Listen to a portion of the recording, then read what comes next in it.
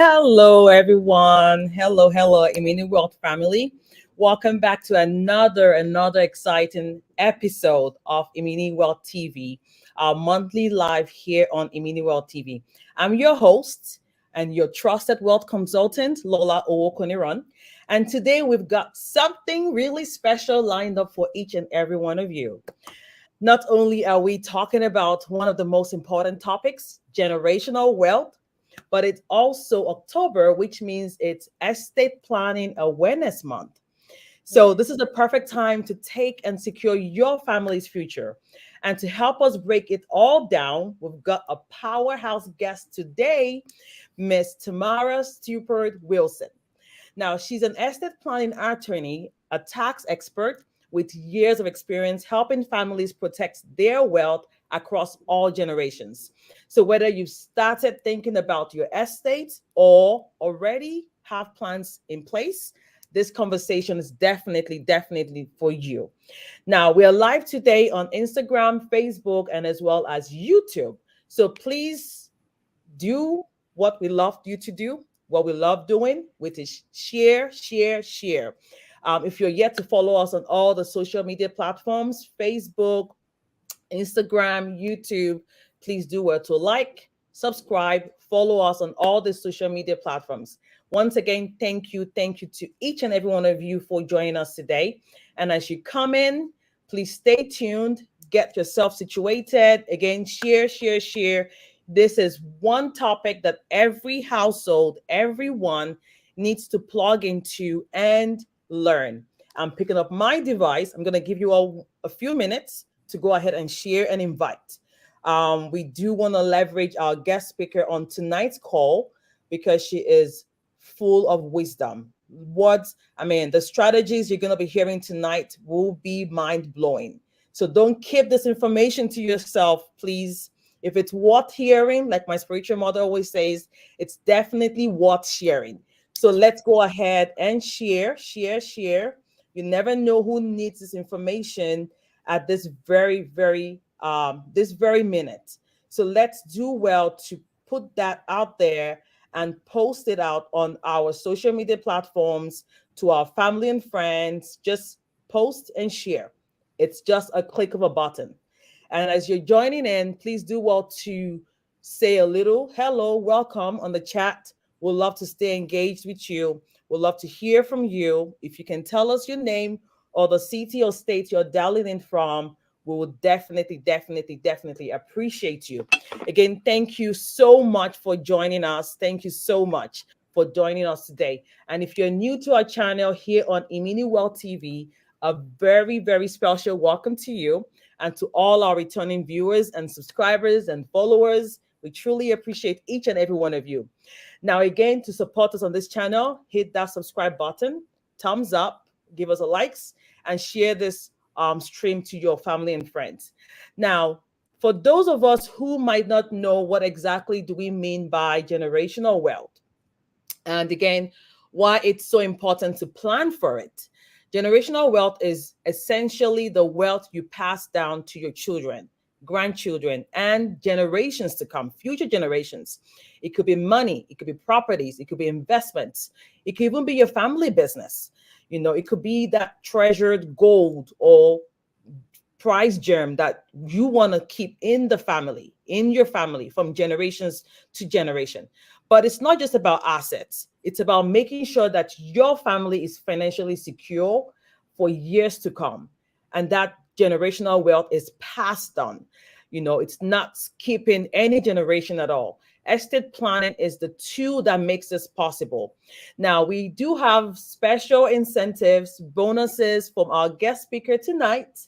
So please stay on till the end of this live to hear all about it and how to sign up for it.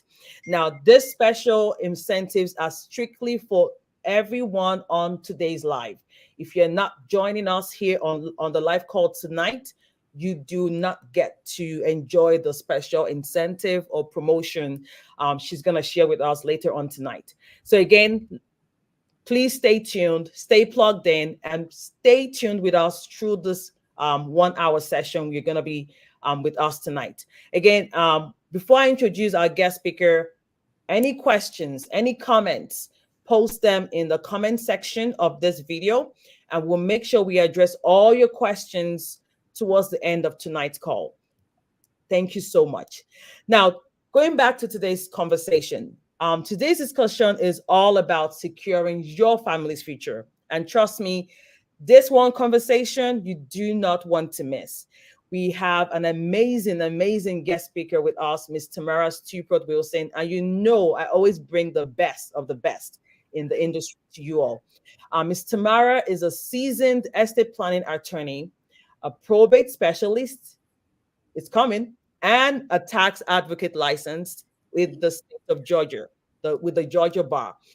With a master's in accountancy, specializing in taxation, and a Juris Doctor from Georgia State University, Tamarra has an extensive background in helping individuals and families ranging from modest to high net worth, designed personalized estate plans that protect and preserve their wealth for future generations.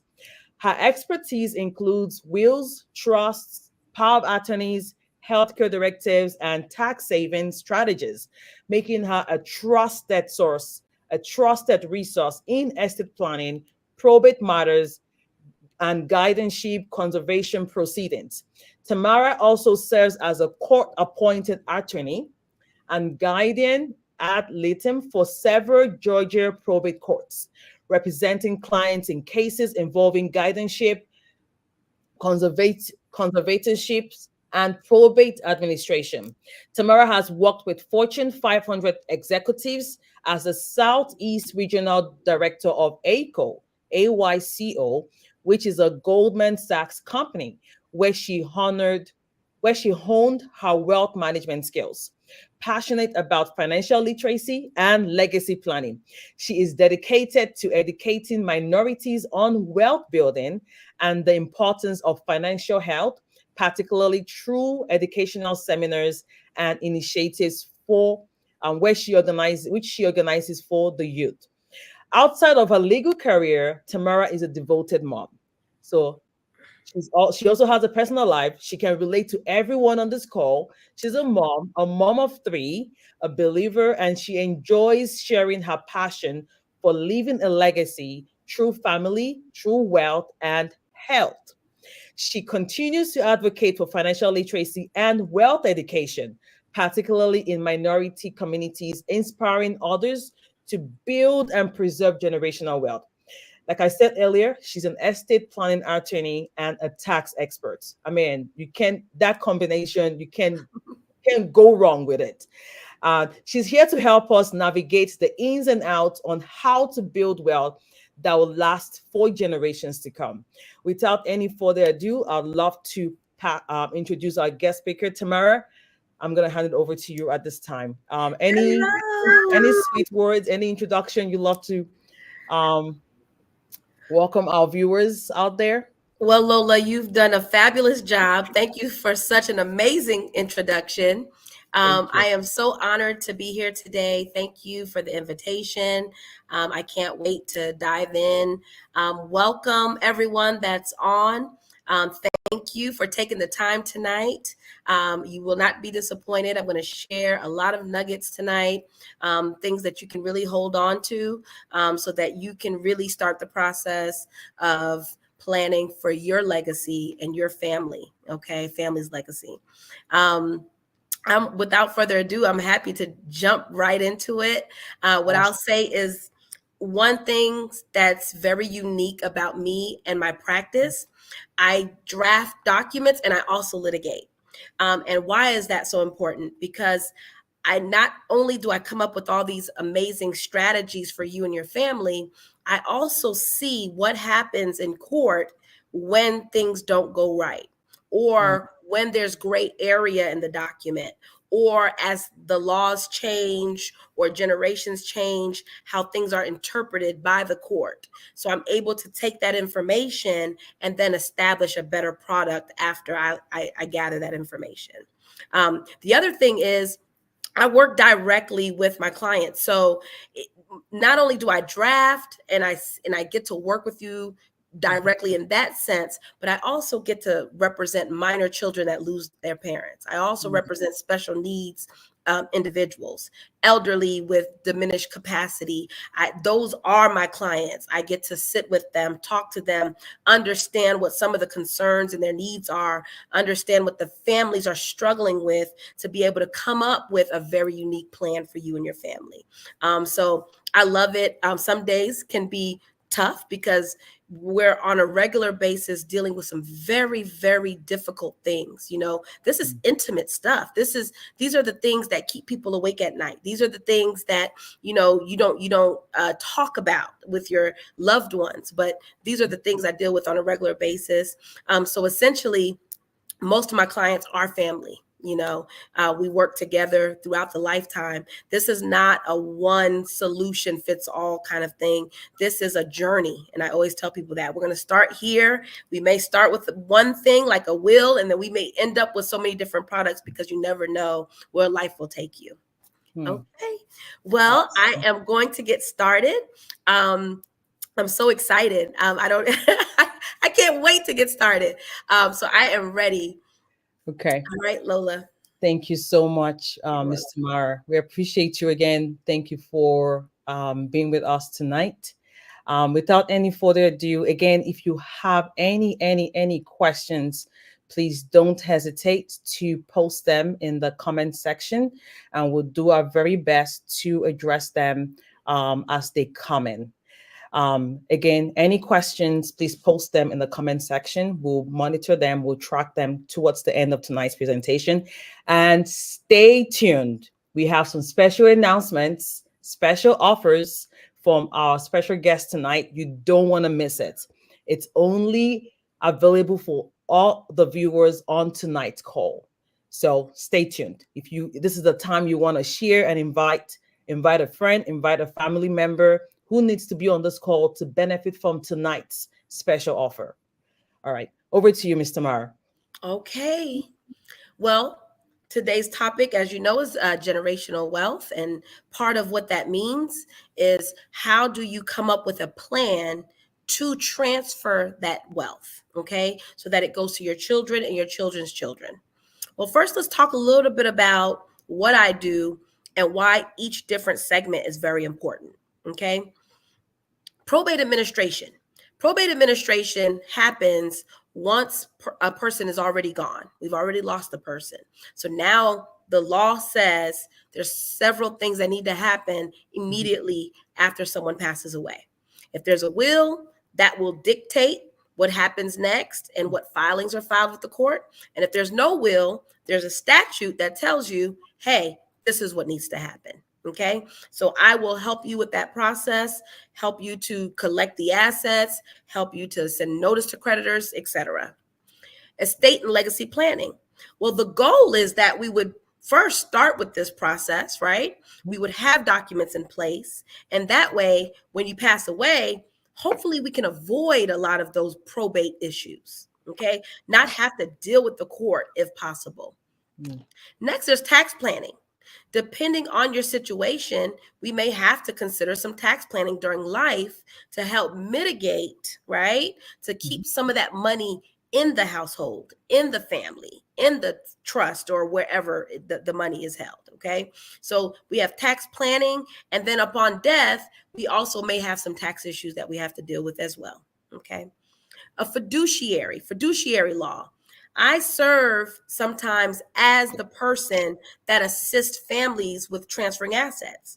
Some of those roles are administrator, executor, conservator, okay? If you end up in the court process, in the probate court process during life, and you don't have your documents, let's say you don't have your power of attorney, you don't have a healthcare directive, but you're still going to end up in the probate court, and that's called a guardian and conservator. Okay, the guardian makes the medical decisions, the conservator manages the funds. I serve in that role. So sometimes we have families where maybe parents passed away in a car accident, minors need to be cared for, they receive money from a lawsuit. I could stand up and step up and make sure that the plan is there for their wealth from that accident. And then, like I just mentioned, the guardianship and conservatorship, That's when we don't have a plan in place. Still, the court and the state has provided laws on how to navigate through that.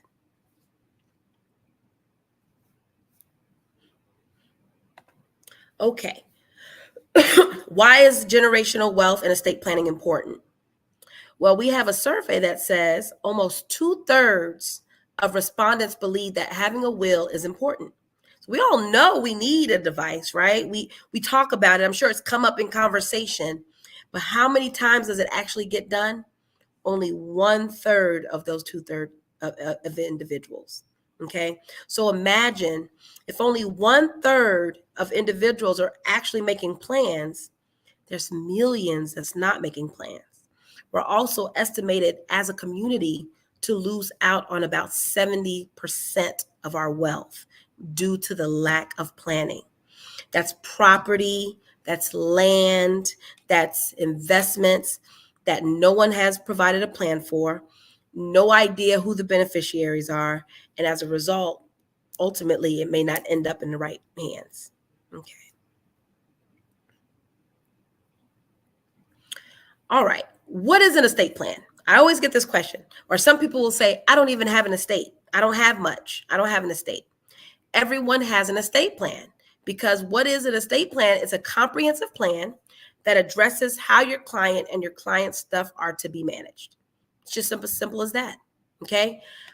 Anything that you own that is titled in your name, whether it's a bank account, whether it's a home, whether it's land, investments, personal property.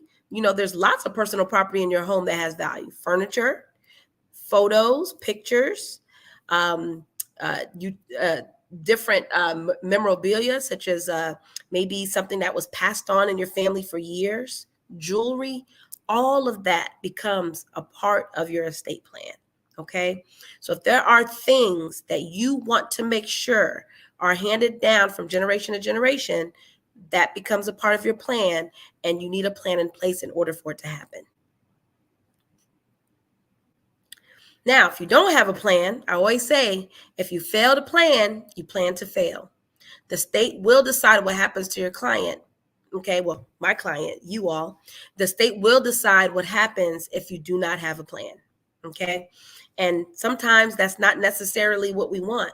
Sometimes it may work out, but that individual, that loved one, has to go through the probate process and figure it out. And a lot of times that can be daunting and extremely expensive. Okay, so what we want to do is ensure that you decide on what that plan looks like. What is probate? Probate is the court process of determining how everything should be done once you're deceased. Okay, so we have to decide several things. We have to decide, was there a valid will? And most people believe if there's a will, there's nothing that they have to do. That's incorrect. If you have a will, that will still has to be filed with the court. And that goes through a probate administration process. So we first have to determine if there's a will and whether the decedent died with a valid will. So that's step one. Was there a will? Maybe yes, right? Now, was the will valid? Was it executed properly? Where in the state of Georgia, it requires 2 witnesses. It requires a notary. It requires testamentary capacity, right? The ability to draft that will, knowledge of the assets, okay? And ensuring that it was all done in a proper format and area. You don't want to deal with undue influence. Maybe somebody's pressuring you to do it. You don't want to do it when your mind is not maybe clear, okay? So there are factors that could deem that will invalid if not done properly. And that's why it's so important to ensure that you seek legal counsel. All right. And then the next question he answers is, who will wind up the affairs of the decedent? Who is going to be the decision maker? If you have a will, typically you identify an executor or an executrix. But if there is no will, then typically the state is going to identify a personal representative, okay? And that personal representative has to have standing, the ability to stand in that capacity. It can't just be Joe Schmo from down the street, okay? It has to be either an heir, either a creditor, someone that has some vested interest in the estate that would allow them to stand in that capacity. But of course, it's always going to be easier if you have a will, because you've identified the person that you can trust and you know will do the right thing. The next question is, who will receive the decedent's money and property? Okay. Well, this is the part that everyone truly, that's usually what sets the tone when you go and set up a will. Okay. You want to make sure that everything that you have ends up in the right hands. Now, with the will, right, or a trust, you can dictate that. But without a will or a trust, again, it's going to be the state, right? So if the state determines that there's a statute that says, hey, this is what happens if this person has children. This is what happens if that person is married. This is what happens if that person doesn't have any children or isn't married. Who does it go to? It gives you the line of succession, okay? And so depending on the scenario, that will dictate who receives the property, okay? Downsides of probate: time consuming. It is extremely time consuming. Now you're having to either hire an attorney or figure out the process, which can be, like I said, extremely exhausting, trying to figure out what forms to file. Every single time you need to do anything in the estate, you have to get the court approval, okay? You can't just make decisions without the court approval. It can be expensive. Every single time you file something, there is a cost. It is not free just to file something in the courthouse.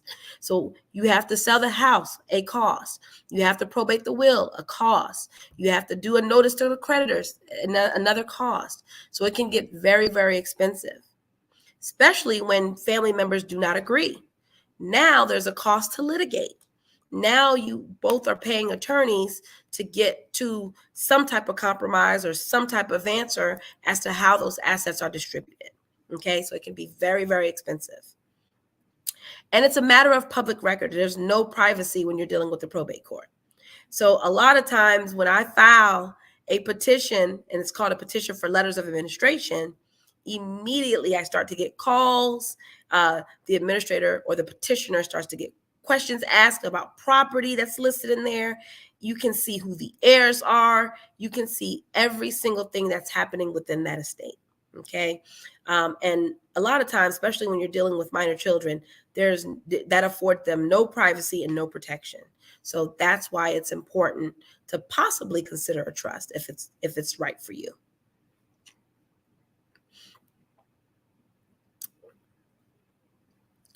All right. Let's talk a little bit about real property. Okay. The real property, I get this question all the time. People call and they say, hey, if can't I just avoid probate by just adding people to my deed, right? I can just share this ownership with my children. That'll eliminate any issues that I might have in the future. Well, maybe, right? If you're adding someone while you're alive, essentially you're giving them that property today, okay?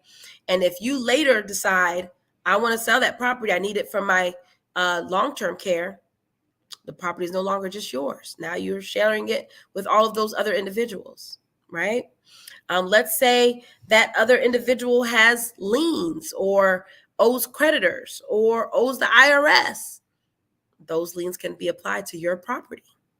Let's say that they're not doing the right thing. They're not paying the property taxes. They're not paying their share of the maintenance of the property. Well, you're still sharing that. So you have to be very, very careful when adding individuals to your property because you may have some unintended results. Typically, the best way to accomplish this is either through a will or a trust.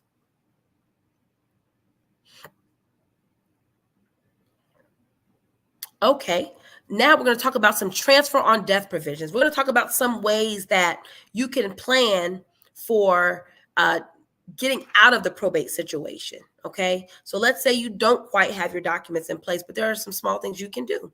So let's start with the bank account. Bank accounts allow you to do something called a paid on death designation or a transfer on death designation, okay? What that essentially does is during life, Those are your funds. Those are your assets.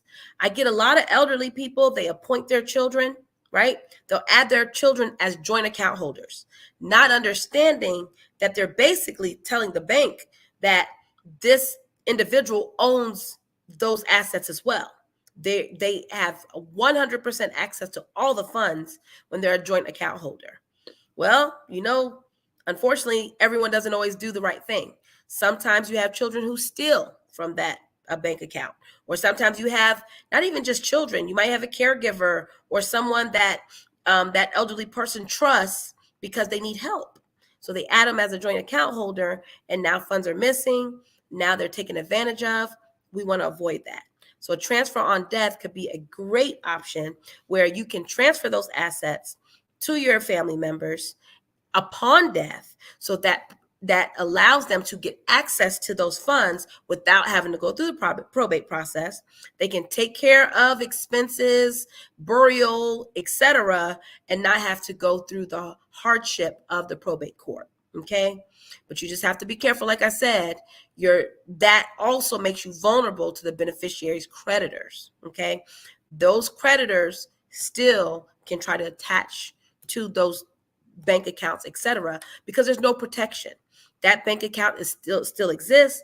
They can see that there's funds there. Therefore, they're going to want their money. Probably the best way to protect any asset is through a trust, but this is a great way to get out of the realm of the probate court. All right. So to avoid probate, a client must die with no accounts or property held in their name alone. If they're held in the client's name, a beneficiary must be designated.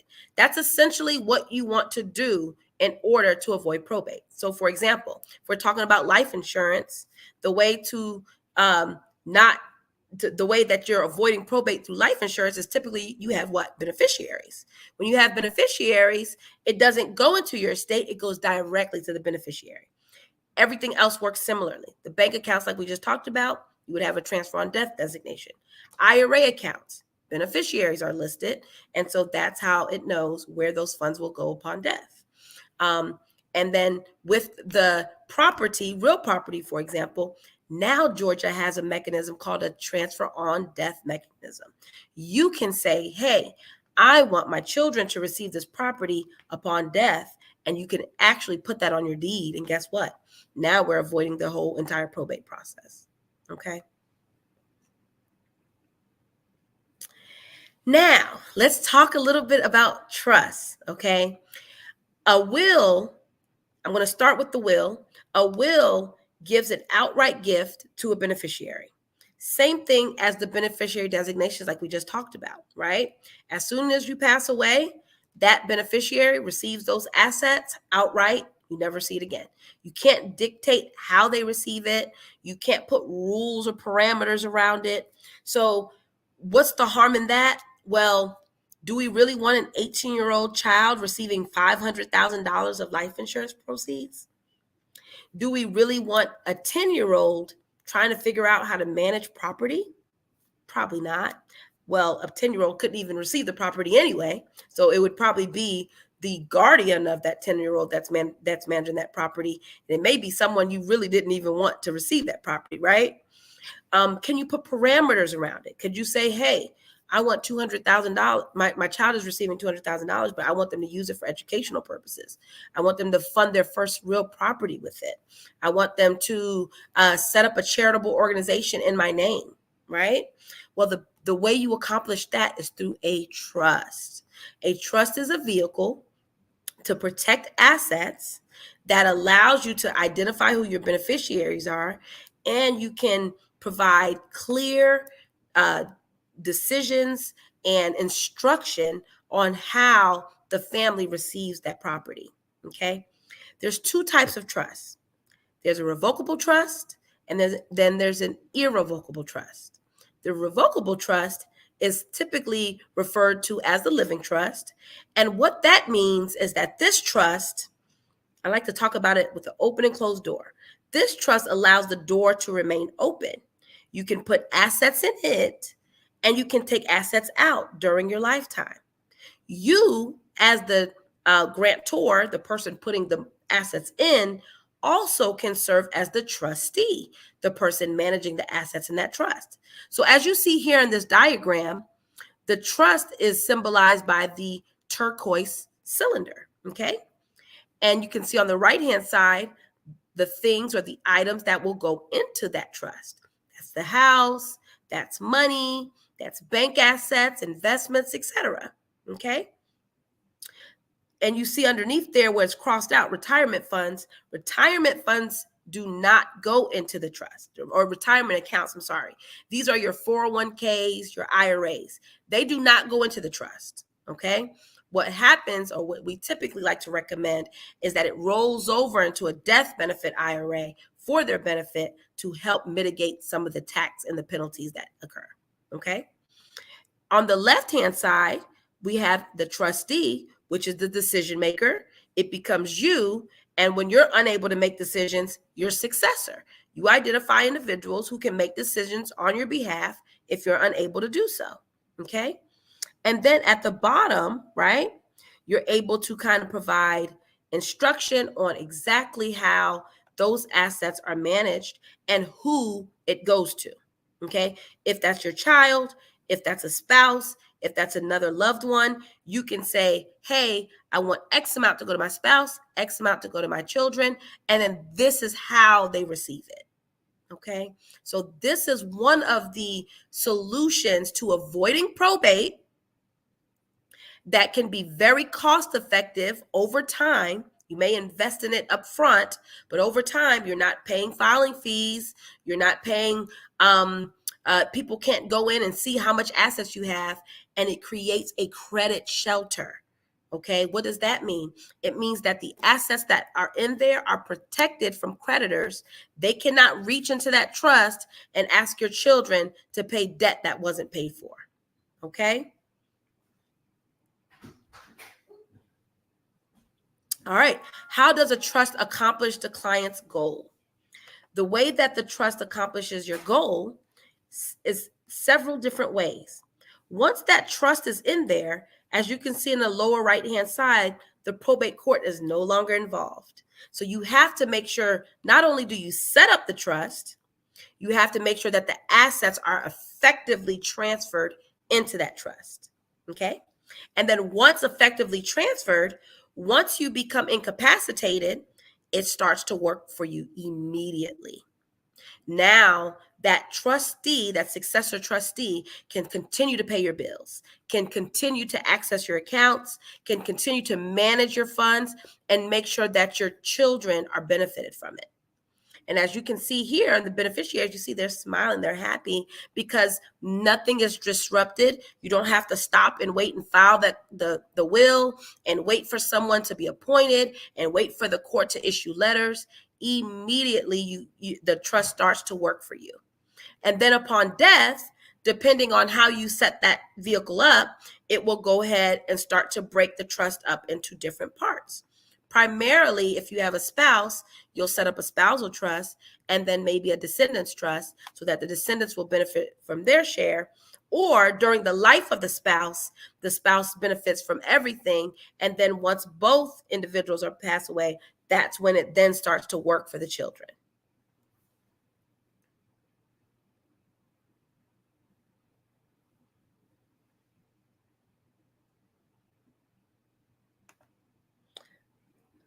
Okay, so now what we're going to talk about is some special considerations. Okay, so I hear the term trust a lot. Now we've kind of defined the two different types of trust. You have the revocable trust, you have the irrevocable trust.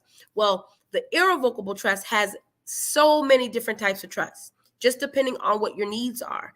There's house trusts, where you keep a property in the family forever. There's land trust that manages how the land is managed and different easements and how those are managed throughout the life cycle of generations. There's something called a special needs trust. And so where you have maybe individuals who have special needs, meaning maybe some learning disabilities, maybe some chronic illnesses, there are trusts that are geared for those individuals so that they can continue to benefit from potentially necessary governmental support, and you still can leave them something that they also can benefit from throughout the duration of their lifetime. If you don't have a special needs trust, typically what happens is for minor children, you'll need to appoint a guardian, okay? A guardian is going to be equitable to the parents, right? The parents serve as a natural guardian, but sometimes you may need to appoint a guardian if one is not already appointed. And so the temporary guardian is someone who has the legal authority to make decisions for the minor child for a short period of time. You'll see this often when parents are deceased, and now we need to make a decision. I have a case just right now where mom passed away from cancer. Dad recently just passed away from an accident. Now we have this minor child that's kind of floating around, right? Living with family members, maybe going to school with the cousin, not necessarily, there was no plan on who was going to take care of this child. So as a result, that child is kind of passed around. So we need to get maybe temporary guardianship in order to continue to make sure someone can enroll them in school, someone can make decisions about maybe talking to a doctor so he can continue to get medical needs and things of that nature. Ultimately, you're going to need a permanent guardian. And this is the person who makes decisions for that minor child, custody issues, deals with all aspects of that child's well-being. And if that child is receiving something from the estate, a guardian and a conservator must be appointed for that minor child. That minor child cannot just receive a house. And I often see individuals leave minor children as beneficiaries to a life insurance policy. That child will never receive those funds directly. It has to go to a conservator, and typically that's going to be the guardian. So let's say there's a situation where you and the child's spouse, you and the child's father, for example, are not together, and you pass away and you have left the life insurance policy. Well, guess who do you think is more than likely going to be managing the funds for that minor child? That father. And that may have been an unintended person, but because there was no plan, that's typically what's going to happen. So the best way to avoid a situation like that is to ensure that there's a trust that says, hey, if something happens to my child, I want these funds to come into this trust, and I want this specific individual to manage the funds for my child.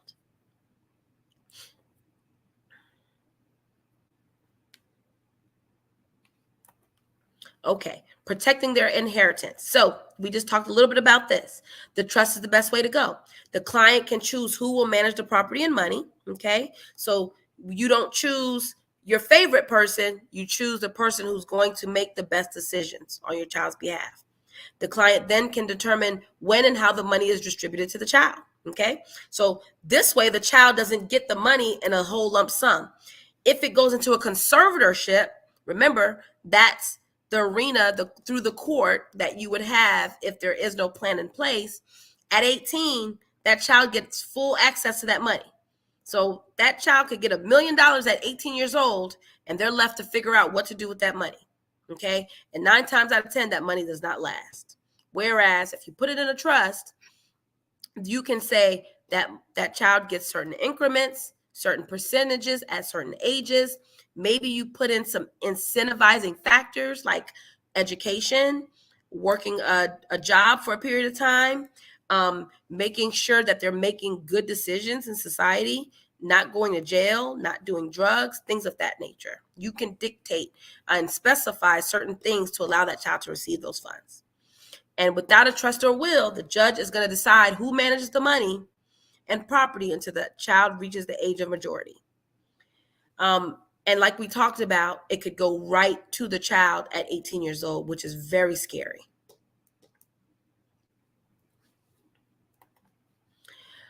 Those who need help managing money. Common reasons beneficiaries may need help. They're bad with managing money. So I tell people this all the time. I have 3 children, and they're young. I have a 16-year-old, a 14-year-old, and a 12-year-old. But you know your children more than anyone. Even at these tender ages, I can already see personalities, right? You know the child that loves to shop, that you give them $20 on Christmas and the money's gone instantly, right? It's already spent before they even receive it. You know that child, right? And most of the time, even when they get older, they may have similar spending habits. Yeah, they'll mature and you'll educate them along the way, but they might not be the most savvy with their money, right? Then you have the other child who loves to save and keep their money, right? They don't want to share with anyone. They don't even want to spend the money, right? But you teach them balance. You teach them how to budget. You teach them how to pay their bills, and you teach them how to prioritize, right?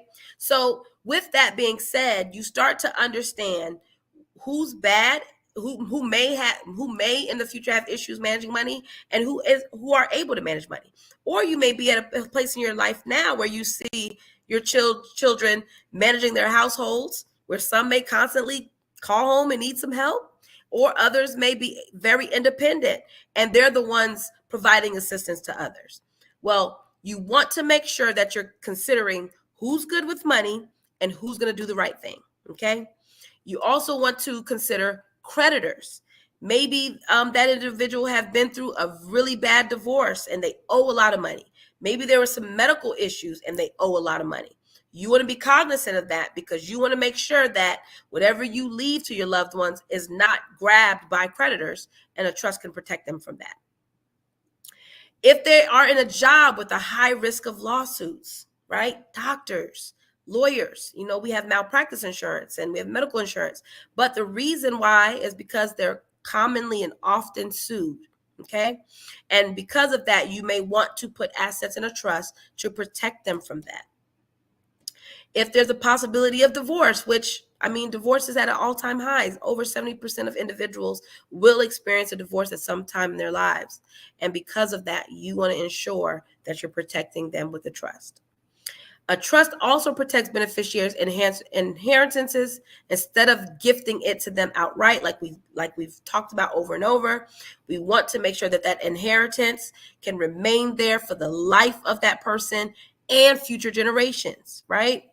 So, for example, you may be able to give your child all the things that they need, like helping them with the down payment for a property, like helping them go to school, and you still have money left. That money can be invested and continue to grow, right, throughout their lives. And now when they're gone, their children can also benefit. And the same thing can apply. Educational priorities, making sure they have what they need, etc. Okay. Beneficiaries can get maximum enjoyment and your client legacies live on. That's why it is so important that we do this.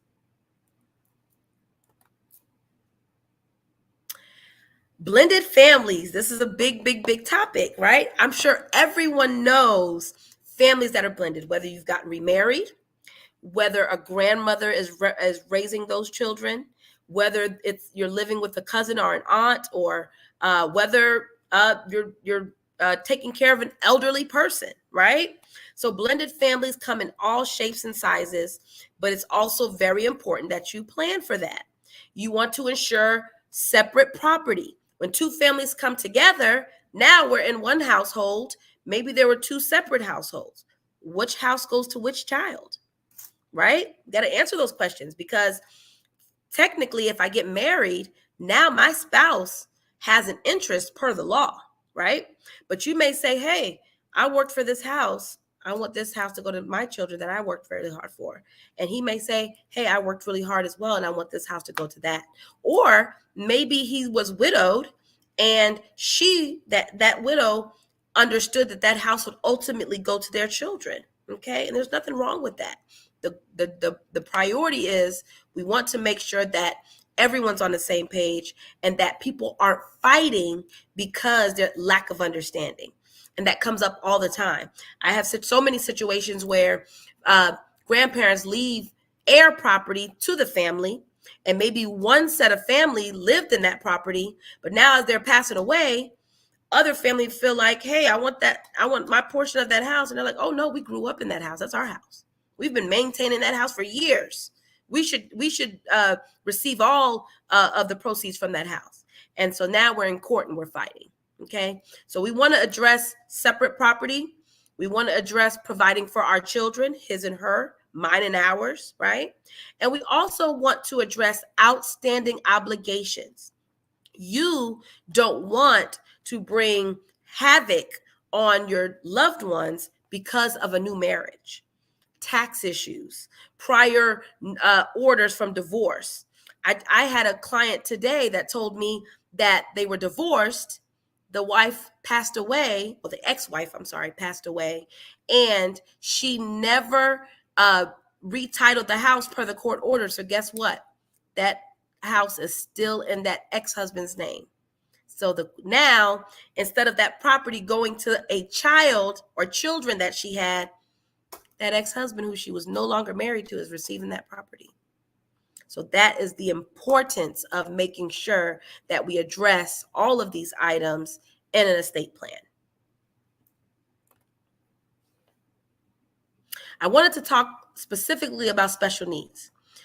Special needs can be an elderly grandparent, grandchild, any beneficiary who is receiving governmental benefits. An inheritance has to be structured in a way to make sure that they receive that, okay? So please do not guess. If you have or know a special needs individual, please ensure that there's proper planning, because the worst thing that could happen is now they inherit a sizable estate and they have to spend it all before they can benefit from any governmental benefits.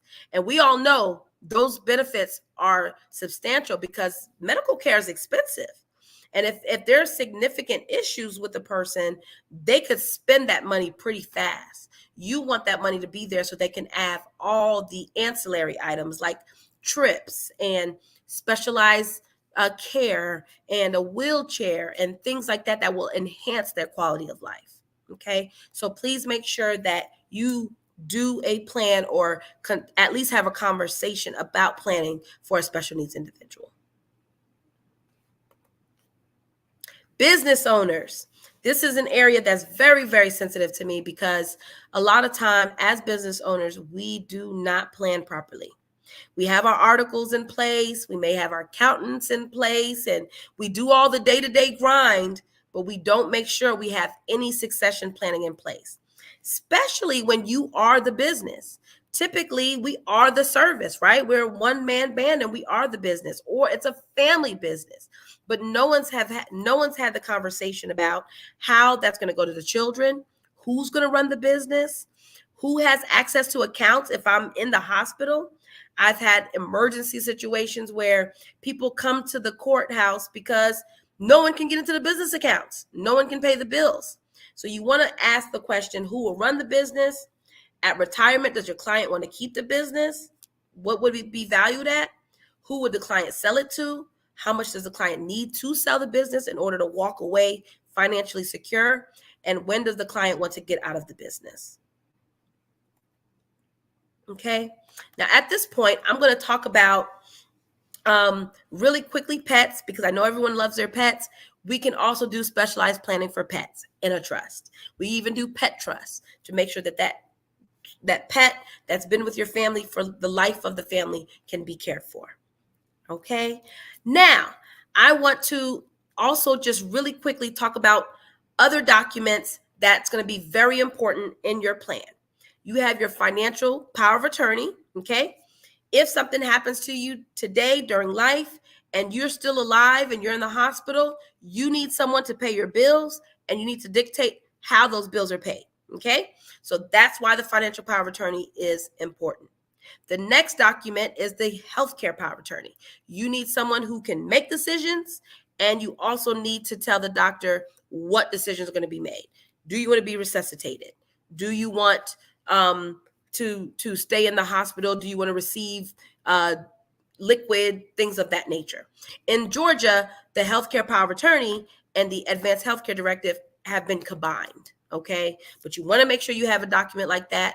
In some states, it's also called the living will. Okay, and then let's talk about when to make changes. That's going to be upon significant life events such as marriage, divorce, death, etc. Okay. Now I'm going to pause for a second. I want to just highlight this. If you are watching this, you will benefit from several promotions that I'm going to offer. Okay. One, typically a consultation is $200. You're only going to pay $50. $50. If you attended this and saw this today, you will only pay $50. In addition, if you decide to move forward, you will benefit from the family and friends discount. You will receive a 20% discount on any services that you receive. Okay? $50 consultation, 20% off. Can't beat that. Now, the one thing I will say about that $50, during your consultation, what I always do is I make sure that you complete your packet, you provide all your information to me. I'm going to make a recommendation at the end of it. Regardless if you move forward or not, you're going to receive so much information on things you need to do in order to get your plan started that even if you decide not to move forward, you'll still have a wealth of knowledge.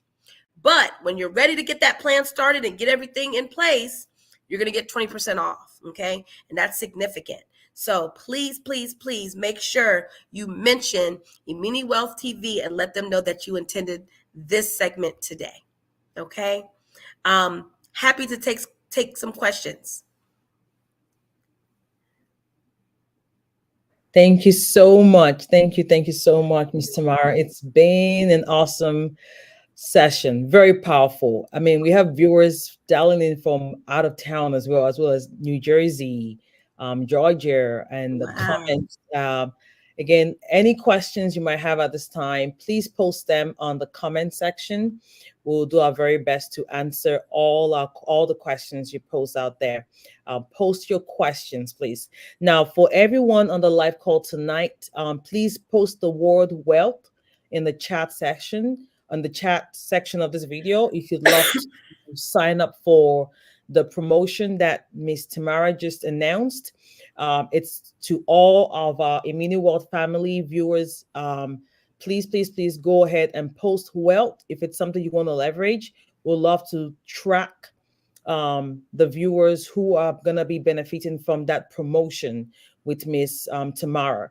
So let's go ahead and post the word wealth.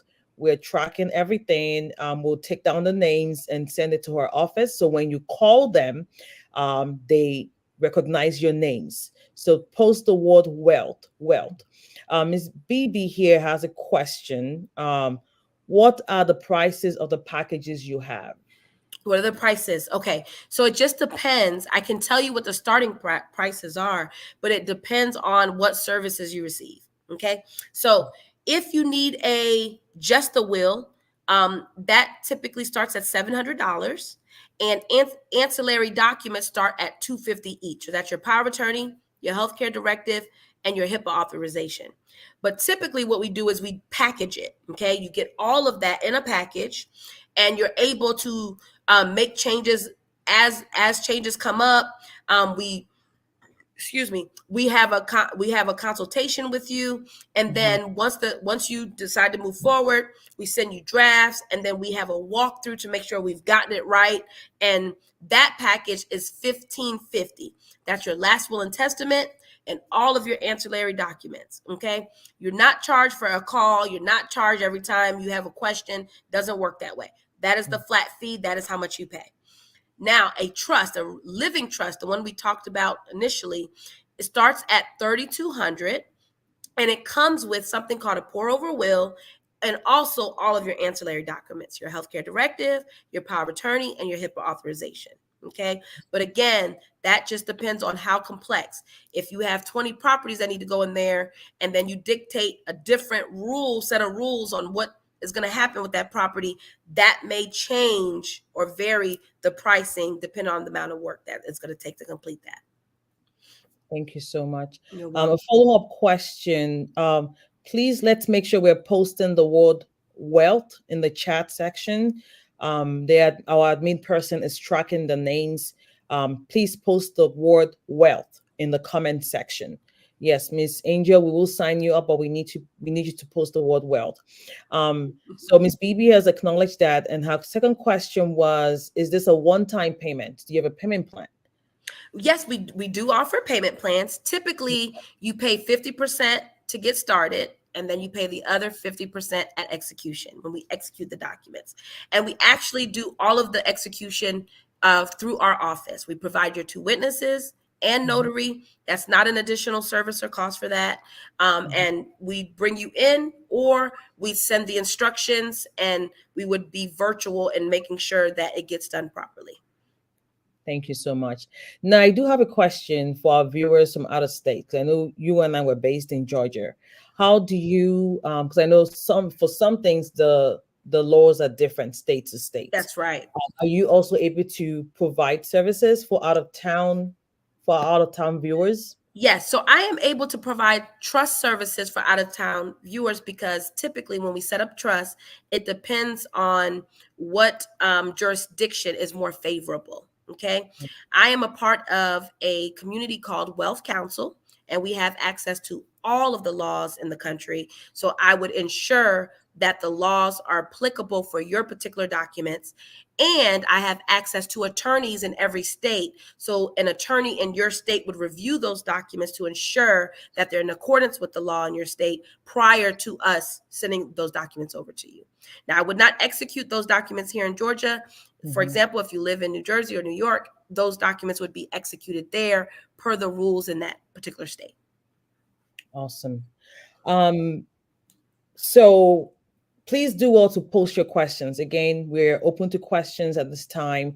If you're shy asking questions, take on her information. It's scrolling at the bottom of the screen.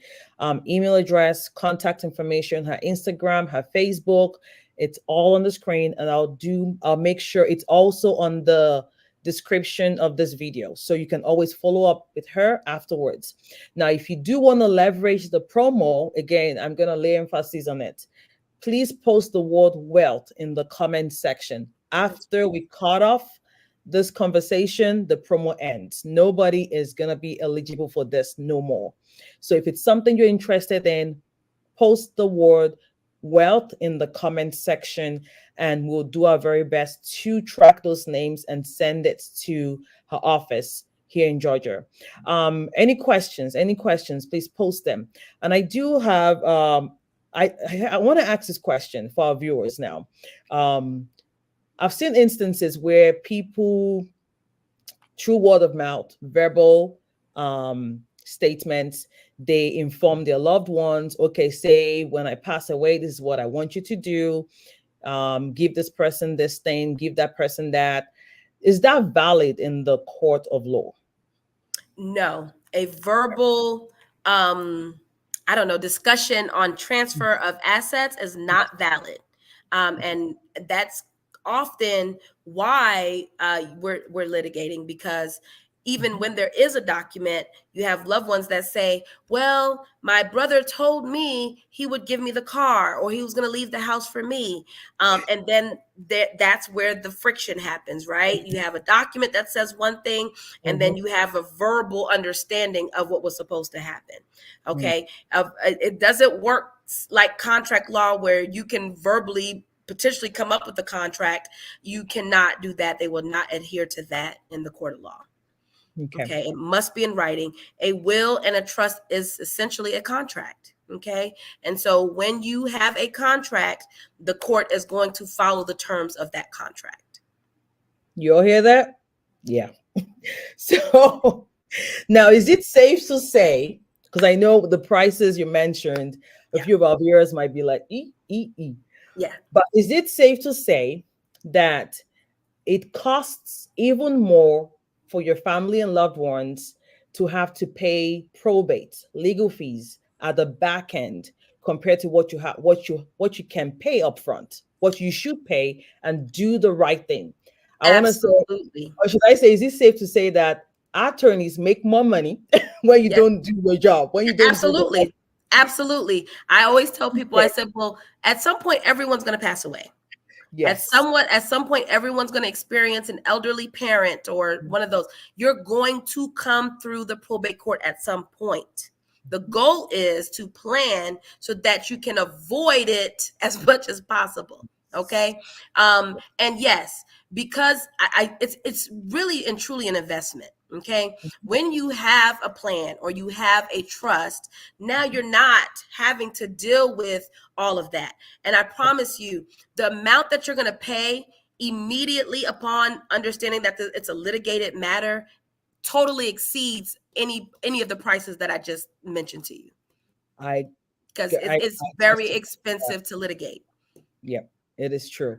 And this is why we lose our property, because most people do not have the means to go to court and fight for that land and fight for that property and get things right. And so guess what? They lose it. You lose it. Yeah. Wow. That's very insightful. So any word of advice to any single individual out there who is thinking, well, I don't have much. Should I worry about doing anything? Is this really necessary? I would say that if you are a single individual well, I would just say all individuals, but particularly two single individuals, there is no one legally authorized to make decisions for you today. So we're not just talking about during death, we're talking about during life.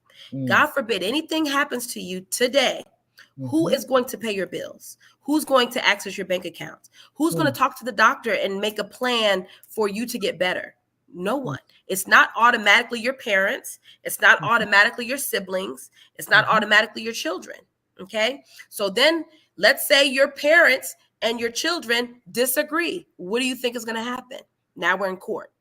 I've sat numerous days in the courtroom for days and hours over family members fighting because there were no documents in place while that person was on their deathbed. Right? I want to make decisions for mom. I want to know where the house is going to go. I want to live here. I want this. I want that. And now mom has no say so in any of it happening. Okay. So we want to make sure that there's someone who's able to immediately move if something happens to you. That's very powerful. Thank you. A question here. What legal documents are essential to ensuring a smooth transfer of wealth across generations? I would say, if nothing else, at bare minimum, you need a last will and testament. You need a healthcare directive.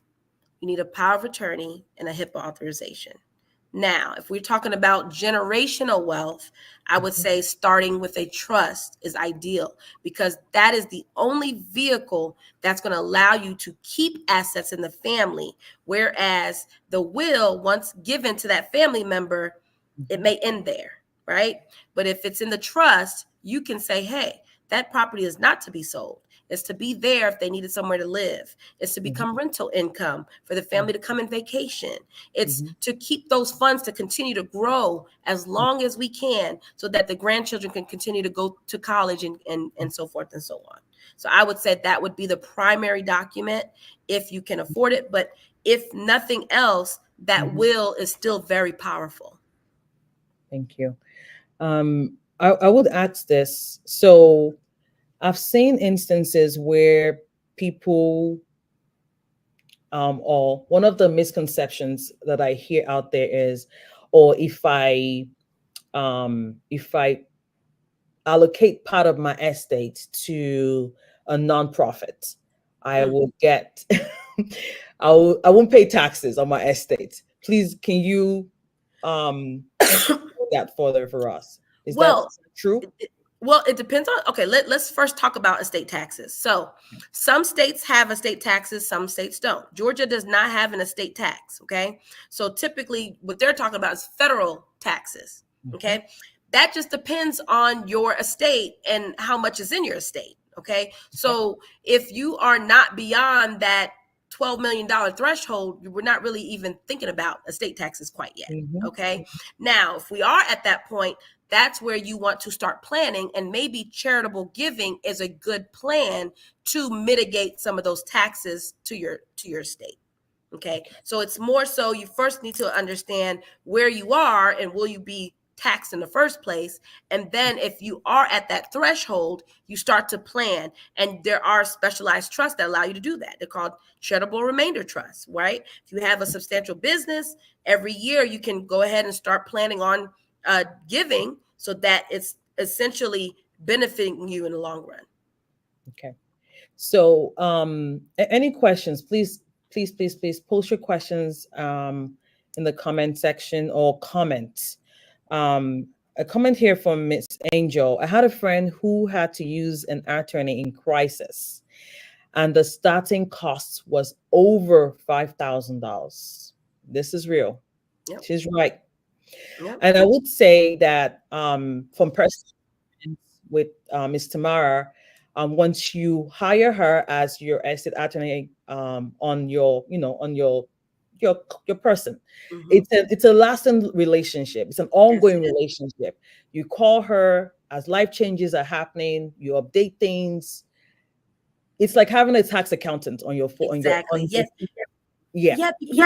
Because these are intimate things. I get to work with you at some of the worst points in your life. You lost maybe a parent, a child, a loved one, and I'm going to hold your hand through that process, and I'm going to want to know that you're okay. I'm going to periodically check on you and your family, and sometimes during those conversations, I discover, hey, something else happened, or I just bought a new house, or I just got remarried, and so it is a lifetime journey, and that's the way it's designed to be. And I'm always going to make sure that I have your best interest at heart, because it's the big picture that we're concerned about. And I would say that again, it might sound expensive on its face, but when you start to really determine what that looks like in the long run, it's really a steal. My prices are very reasonable, especially in comparison to other attorneys in the community. I know what those prices are, but I also try to make it very affordable for others. Thank you so much. So, you're welcome. To all our viewers, again, thank you all for joining us. Any questions before we wrap up for tonight? Any questions? Ms. Tamarra, if you don't mind sharing, maybe one last question here. What is the most common misconception or myth about estate planning, or any awakened comments that you need to give our communities, especially the older generation, because we tend to take our time on these things? I would say that nothing happens automatically. Okay.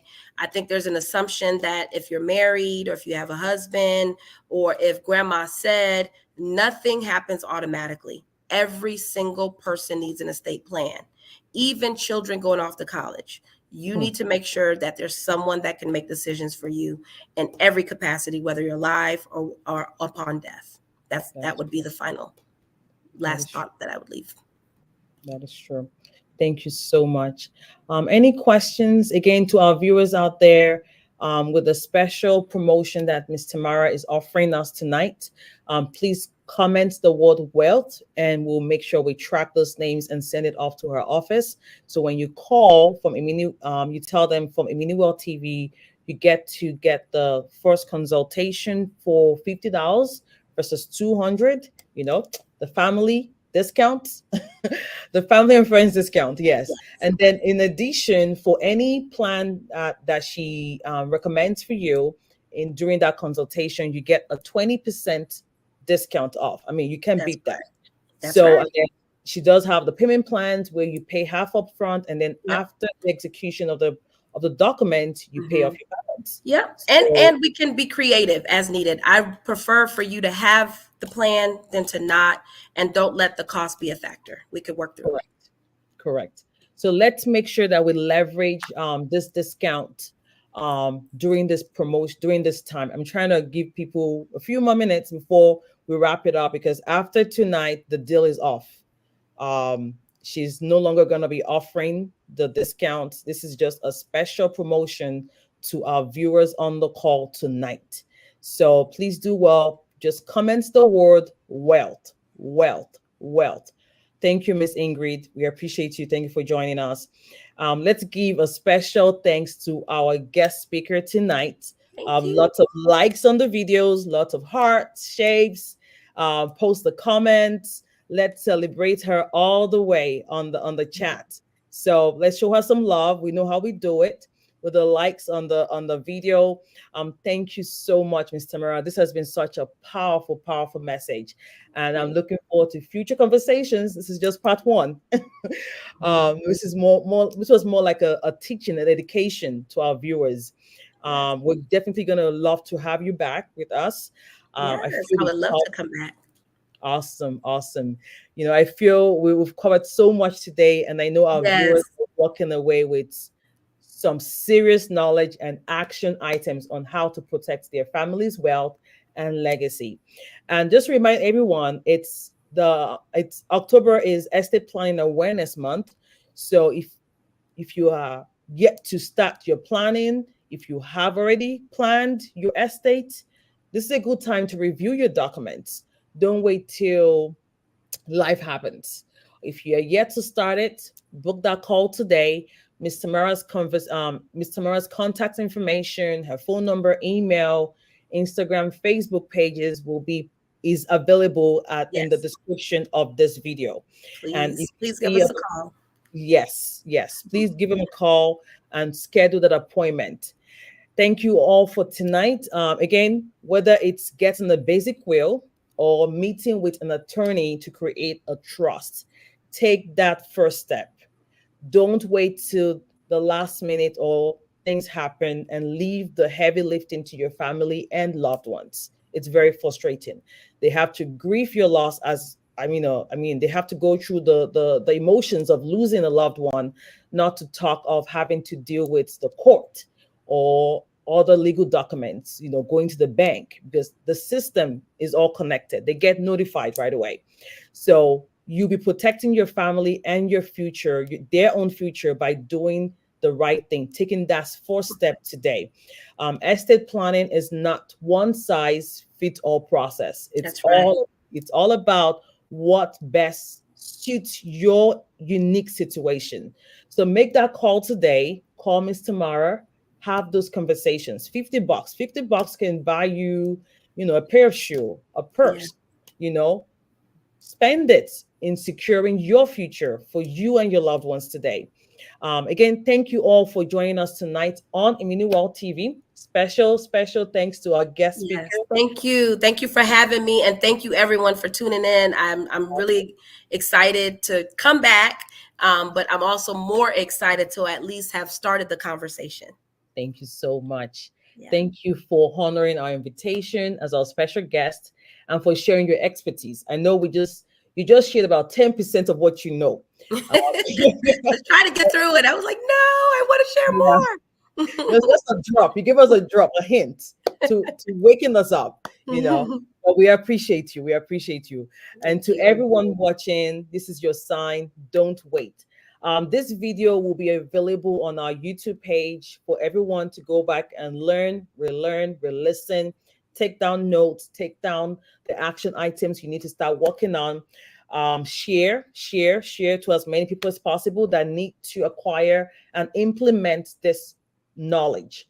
October again is Estate Planning Awareness Month, so take action now to protect your legacy. If you enjoyed today's conversation, make sure you like, share, and subscribe to IminiWealthTV for more insights on building and securing generational wealth. Until next time, we love you. Keep building, keep growing, and keep securing that legacy. Bye to everyone. Any last minutes? I think that's it. It's a wrap. Bye. It's a wrap. Thank you all so much. Thank you for the comments and the love on the platform. We appreciate you. Thank you. All right. Good night, everyone. Good night.